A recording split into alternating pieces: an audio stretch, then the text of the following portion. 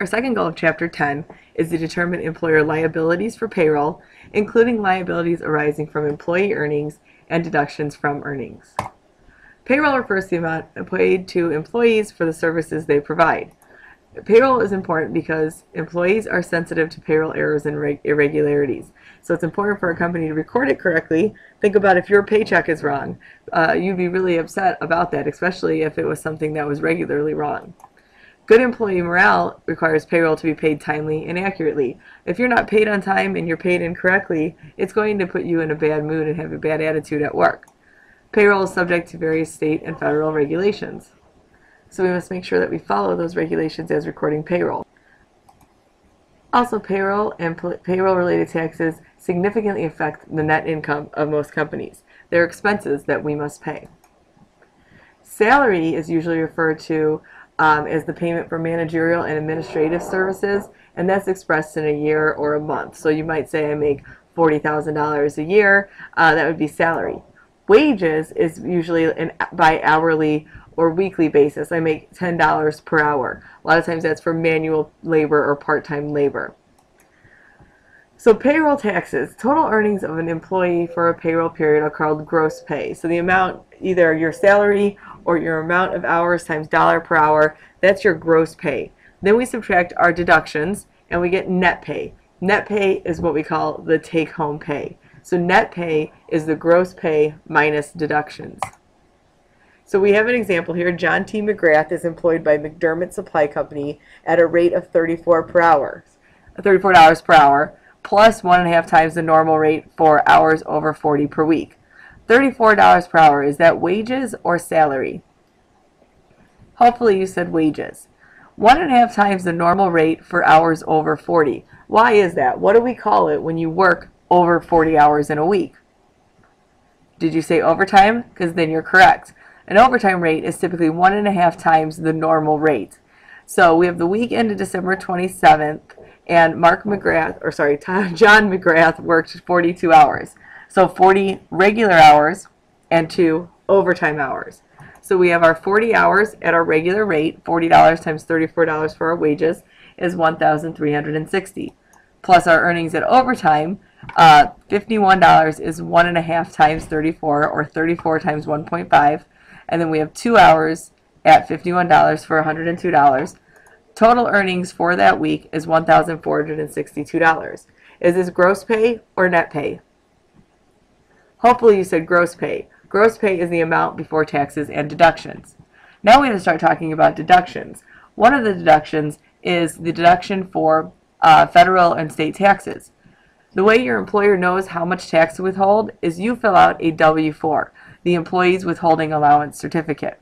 You fill out this to say how many allowances you are claiming, which allowances are people you are financially responsible for. If you live alone and don't live with your parents, you could claim 1 allowance because you are financially responsible for yourself, or you could claim 0. You can claim as many as you have or less. It also will denote that you are single, and those 2 pieces, single, our marital status, and number of allowances, is needed for them to calculate what type of tax is withheld. So we had McGrath made $1,462 for the week ending December 27th, which we calculated on slide 24. Then we have his name's not Mark, John's W-4 from slide 25, I should say slide 25. He has 1 withholding allowance. $67 is deducted from his gross pay to arrive at $1,395. That's because there is a $67 amount allowed for each allowance. He has 1 allowance, so we take his gross pay minus his 1 allowance. So now we have $1,395. This is the amount that they will actually tax. So here we have a table used for taxation. We take a look and we find McGrath's wage bracket. He's in between the $653 and the $1,533, because remember, again, his amount was $1,395. So $1,395 fits in between here. So he will pay $82.95 plus 25% of whatever is over $653. So taking a look at the next slide, we've got initial withholding of $82.95. Again, that's $82.95 coming from slide 27 here. I apologize for the wrong slide numbers. Then we have 25% of whatever is over $653. So we take our $13.95 minus $653. We have the excess. Take that excess times 25%. You get $185.50. Add those together. The total amount of federal taxes withheld is $268.45. So this would be subtracted from his total gross wages. So let's take a look at an example problem. So we have Karen Dunn's weekly gross earnings. Gross, remember, is before taxes of $2,250. She has two exemptions. You have to use the exhibit 3 on page 442 in your book. Hopefully you have your book to use, or you can look back at the previous slide, with a $67 standard withholding allowance for each exemption. What is Dunn's federal income tax withholding? Well, you have to start looking at her weekly gross pay and subtract out her two exemptions. So 67 times 2 is 134. We take the 2250 minus 134 to get her taxable income. Then go ahead and use the table and calculate. Pause, calculate. When you are done, advance the slide to see if you are correct.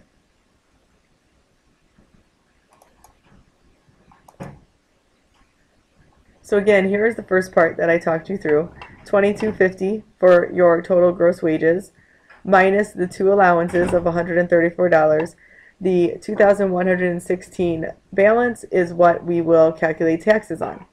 Using Exhibit 3, we have your initial withholding. It says you will pay $302.96 plus 28% in excess of $1,533.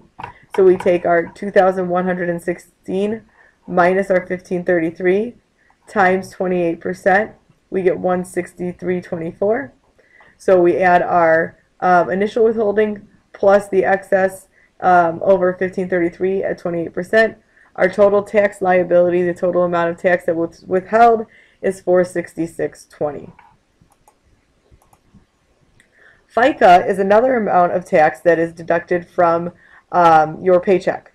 It consists of two parts. The first part is Social Security. Social Security, we know, goes for old age or retirement benefits. There's also survivor's benefits. If a parent should pass away, their child will receive Social Security benefits to help supplement what their income was. And disability insurance. So we have a little bit of disability insurance. So that's what this stands for: old age, survivors, disabilities insurance. FICA is also Medicare, which provides health insurance for senior citizens. So FICA is composed of two parts: Social Security and Medicare. So taking again at John McGrath's tax, we'll look and say his annual earnings prior to the payroll period ending December 27th totaled $99,038. So to figure out the Social Security tax, we take the $100,000 because you're only taxed up to the first $100,000 that you made, minus the $99,038 that was his total for the year. The difference of that is $962. We take the rate of 6% to get Social Security tax of $57.72. We'll discuss more about this later if it's a little confusing at this point. Then we have our 1.5% for Medicare tax. We earned $1,462 for the pay period. We take that times the 1.5% and we get $21.93. So our total FICA tax owed is $79.65. Now if we go ahead and calculate their net pay, we start with their gross pay, the amount before deductions. Then we have to calculate for the deductions taken out of the check. So our deductions begin with our Social Security tax that we just calculated on the previous slide, part of FICA, $57.72. The Medicare tax that we calculated of $21.93. We have our federal income tax that we calculated previously using the table of $268.45. He's also got some retirement savings that is subtracted from his check, and he donates to the United Way through payroll. So our total deductions, adding Social Security, Medicare, federal income tax, retirement, and United Way, total deductions are $373.10. When we take our gross pay minus our deductions, we get a net pay of $1,088.99. Let's take a look at the third example. We have Karen Dunn's weekly gross earnings for her week ending December 3rd were $2,250. Her federal income tax withholding was $466.19. Prior to this week, Dunn had earned $98,000 for the year. Assuming the Social Security tax rate is 6% on the first $100,000 of annual earnings, and Medicare is 1.5% of all earnings, what is Dunn's net pay? Look at the previous slides, pause, try to calculate the answer to this. We have our gross pay of $2,250 minus our federal withholding. Calculating our earnings subject to Social Security tax, $2,000 times 6% rate, a Social Security tax of $120. Medicare, our $2,250 times 1.5% is $33.75. Our gross pay minus our taxes gets $1,630.06 for our net pay. Employers are subject to the following payroll taxes for amounts paid to their employees. So not only does tax come out of your paycheck, but your employer has to pay taxes too. Your employer pays FICA. They pay the same amount that you pay for Social Security and Medicare. They match that. They are also responsible for federal unemployment compensation and state unemployment compensation. Employers are required to contribute to Social Security and Medicare programs for each employee. So again, they're matching your contribution to the program. They'll put in the same amount as you do. Federal unemployment tax of 6.2% is levied on employers only to provide for temporary unemployment. So the tax applies only to the first $7,000 of the earnings of each covered employee during a calendar year. So the first $7,000 that each of our employees make, we have to pay a 6.2 tax on that for federal tax. We also have federal and state that are closely coordinated with each other. The states distribute the unemployment checks, the federal collects money. So state tax rates are going to vary by state, but they're going to be taxed above and beyond the federal tax rate. This does not come out of paychecks. This is a separate payroll tax that employers pay.